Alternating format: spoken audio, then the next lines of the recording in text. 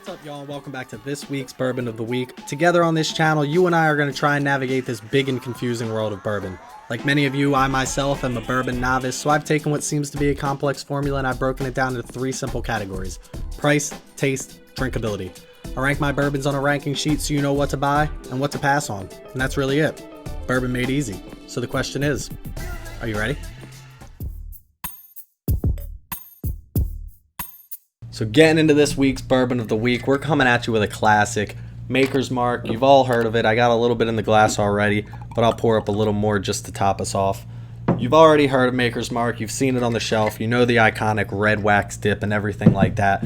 But a couple things that I didn't know that you might not have known about Maker's Mark. First and foremost, I love to talk about the mash bill on here. No rye in the Maker's Mark mash. They use 70% corn, 16% winter wheat, 14% malted barley. So there's no rye in this mash. I didn't know that about this. I don't know what a wheat brings to the table other than the fact that I know a rye is real spicy, so maybe a wheat isn't so spicy. But there's only one way to find out, and everybody knows before we get started. Time for the traditional sip.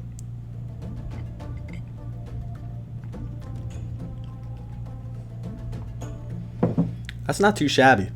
This is a 90 proof, 45% alcohol by volume, and before we get into the actual review on this, let's drop a bourbon bomb on you, and this one's for you, ladies, so tune in.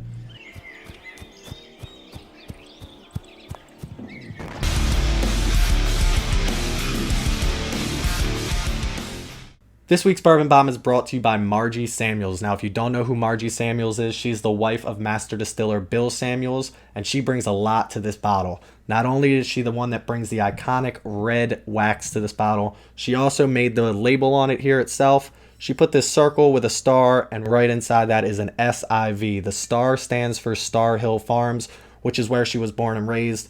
The S stands for Samuels, obviously, and then the IV, Bill Samuels is the fourth generation of distiller, so that's what the IV for, standing for the fourth.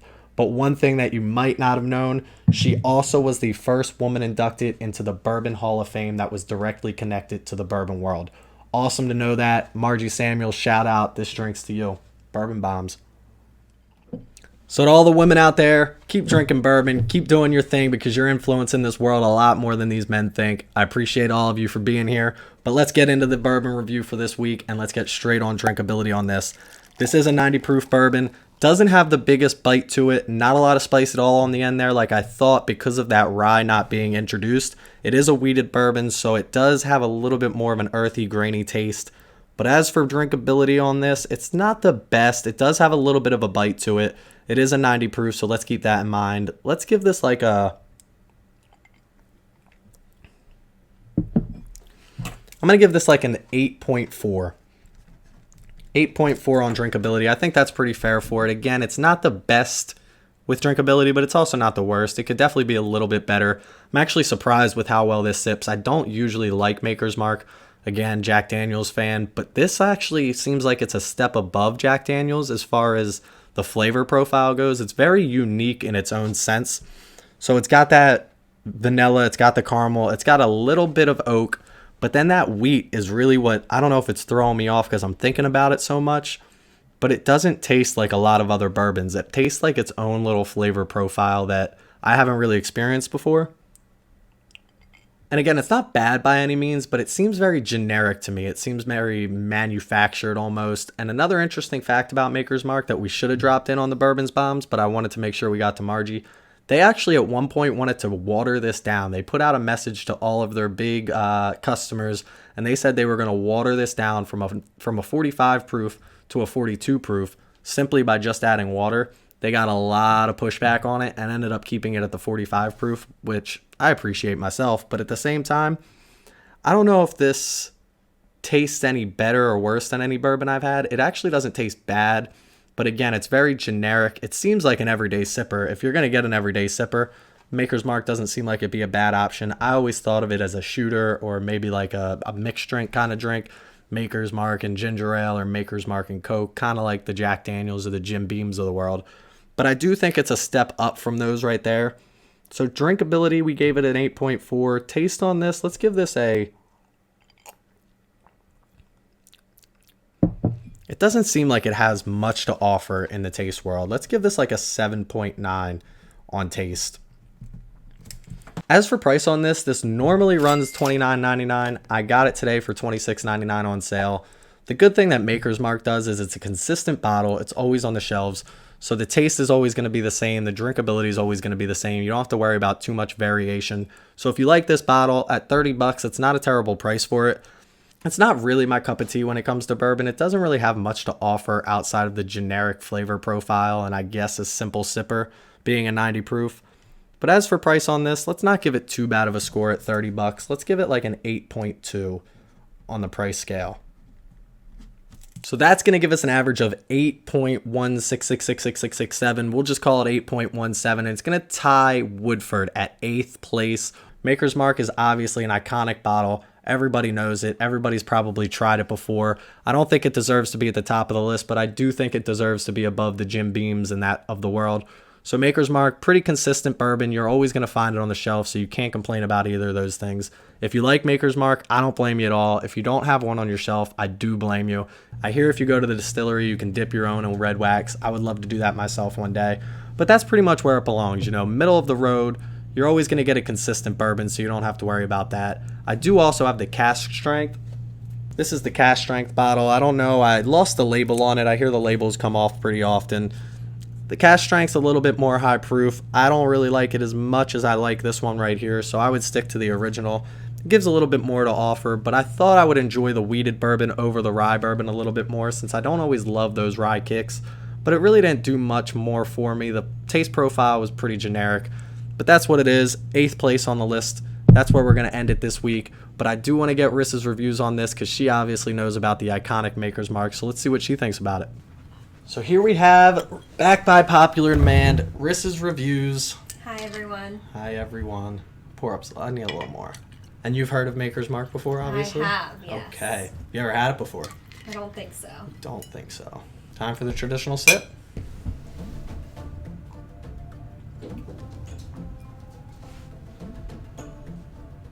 So some interesting facts that I've told the viewers already. Okay. This does not have any rye in it, so we talk about the rye spice a lot. No rye at all? No rye. Wow. So you can still have a bourbon without rye? Correct. Bourbon has to be 51% corn. This has 70% corn and then winter wheat instead of rye. Winter wheat. Do we know what that is? It's a wheat. Made in the winter? I would assume so. Probably not, actually. What do you think of this compared to something else they've had? I like it. You do like it? I like it. Not a lot of burn? It's a lot of warmth. It is warm. But not as much burn. I would agree. It's got a little kick to it. Mm-hmm. It's 90 proof. Wow. That's impressive. You think this is smoother than some of the other bourbons you've had? Mm-hmm. You like it better than the... What else did you try? It reminds me of the Russells, I guess. Reminds you of Russell's. Yeah. Okay. You like the wax? You like the wax? Love the wax. Love the So cute. Each one is hand done. I've seen on the commercials. And it like drips down. So cute. Every bottle is unique, which is fabulous. Fabulous. And did you know that Margie Samuel was actually the wife behind the idea of dipping each bottle into the wax? Behind every successful man is a smart woman. We're not always behind, though. Sometimes we're in front. She's definitely in front here, but not the... That's weird. That's not what I meant. Next to every successful man. Next to every successful man is a smart woman. So what do you think of this? Where do you think this falls on your rankings? I was thinking what I was going to do today. It's like thinking in my head earlier, how can I be more entertaining for you? And I was thinking I was going to take a sip and be like, oh my gosh, I really love it. And be like, psych, it's horrible. But I kind of love it. So no psych. No psych. Wow. So you thought all day about this and now you can't even do it. It's really not terrible. Not terrible. You would sip on that. I mean, I wouldn't personally. So you like it? I like it. Passes the vibe test for Rissa's reviews. Passes the vibe test. This is the first one I'm putting my stamp of approval on. Stamp of approval? Hand stamp? Your own? Can we do that? We'll have Hannah work on that. A Rissa's reviews stamp. Yeah. Stamp I can add one to the Russells too because I do like that one. You didn't try the Russells? Yes, I did. On the show? Yeah. Oh. Where is this one at? This is 8th. Oh. Yeah. It's very generic. So you always obviously focus on the... generic. Right. You focus on the drinkability more than the taste. It's a mass-produced bourbon. You know, that's what you're going to get. True. It's it's not like a small batch or anything like that. Right, like your number one right now, the Bourbons, is a small batch. Correct. Because I saw it on the bottle. Oh, it said that. Virginia-based. Nice. And this is Virginia too? Kentucky. Yes. When we go to the Kentucky Trail one day. Well, yeah, we'll dip our own bottle. Yes. Oh my gosh. And then we'll pour sand into it on like our 10th anniversary. So there you have it. Rissa's reviews, stamp of approval. Go get your own dipped, I guess. And other than that, she likes it. I don't think it's terrible. It belongs right there in the middle of the list.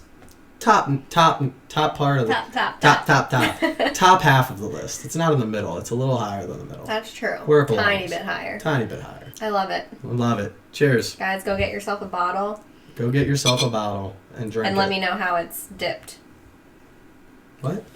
How would they let you know how it's dipped? Send us a picture. We want to see it in the comments. Put a what picture. Does your bottle top look like? What's your bottle top look like? That's what we want to know, folks. And if you don't send that, I don't know what else you're going to, That's just it.